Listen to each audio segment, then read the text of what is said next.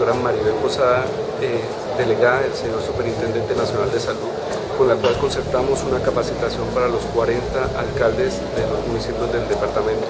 en el cual se está recordando cuáles son las competencias de los entes municipales y recordando también a la División de Vigilancia y Control del Instituto Departamental cuáles son las competencias para establecer una nueva estrategia en torno a la problemática que se viene adelantando con las EPS en el norte de Santander. Esperamos una vez que se haya terminado esta capacitación, establecer una nueva estrategia y presentar unos resultados muy contundentes en muy corto y mediano plazo para esta problemática.